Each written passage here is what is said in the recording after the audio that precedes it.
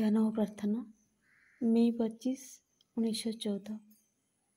हे भगवान, मूर्त प्रेम, मूर्त शुद्धता এই ଯନ୍ତ୍ରଟି ତୋର ଯଥାଯୋଗ୍ୟ ସେବା କରିବାକୁ ଚାହେଁ। ସେ ଯେପରି ତାର କ୍ଷୁଦ୍ରତମ ପଦକ୍ଷେପରେ, ତୁଚ୍ଛତମ କ୍ରିୟାକର୍ମରେ ବି ସକଳ ଅହଙ୍କାରରୁ, ସକଳ ପ୍ରମାଦରୁ, ସକଳ ଅଜ୍ଞାନରୁ ମୁକ୍ତ ରହେ। ତା ମଧ୍ୟରେ ଯେମିତି ଏପରି କିଛି ନ ରହି ଯାହା ତୋର କର୍ମକୁ ଦୂଷିତ, ବିକୃତ ବା ବ୍ୟାହତ କରିପାରେ। ତୋ ଜ୍ୟୋତିର ପୂର୍ଣ୍ଣ ପ୍ରକାଶ ଠାରୁ ଦୂରରେ କେତେ କ୍ଷୁଦ୍ର କୋଣ ସବୁ ଛାୟା ମଧ୍ୟରେ ପଡ଼ିଛନ୍ତି। ସେମାନଙ୍କ ପାଇଁ ମୁଁ ଜ୍ୟୋତିର ସେଇ ପରମାନନ୍ଦ ଭିକ୍ଷା କରୁଛି। ମୁଁ ଯେପରି ହୁଏ ଖଣ୍ଡେ ନିଷ୍କଳଙ୍କ ବିଶୁଦ୍ଧ ସ୍ଫଟିକ, ତା ଭିତର ଦେଇ ତୋ ଦିବ୍ୟ ଆଲୋକ ଯେପରି ବିକୃତ, ବିରୂପ ଓ ରଞ୍ଜିତ ନ ହୋଇ ଆସିପାରେ।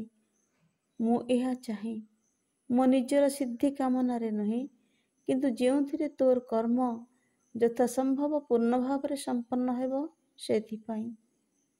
ମୁଁ ଯେତେବେଳେ ତୋ ଠାରୁ ଏ ଜିନିଷ ଚାହେଁ, ସେତେବେଳେ ଯେଉଁ ମୁଁ ତୋ ସଙ୍ଗେ କଥା କହେ, ତାହା ହେଲା ସମଗ୍ର ପୃଥିବୀର।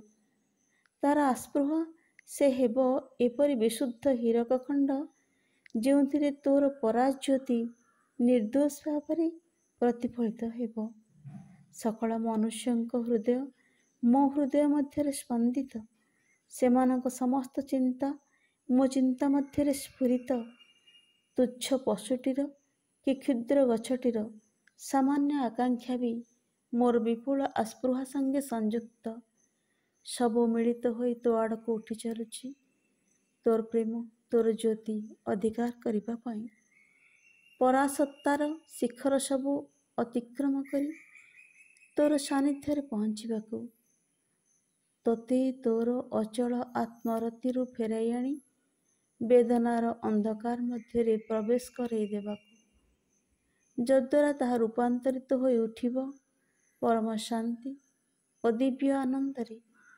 ଏଇ ଯେଉଁ ପ୍ରଚଣ୍ଡ ଅନୁପ୍ରେରଣା, ତାହା ଗଠିତ ଅସୀମ ପ୍ରେମ ଦ୍ୱାରା, ଯାହାର ଧର୍ମ ହେଉଛି ଆତ୍ମଦାନ, ଓ ଏପରି ନିର୍ଭରତାପୂର୍ଣ୍ଣ ପ୍ରଶାନ୍ତି, ଯାହା ତୋର ଅଖଣ୍ଡ ଏକତ୍ୱର ନିଶ୍ଚୟବୋଧ ସହ ହାସ୍ୟମଧୁର।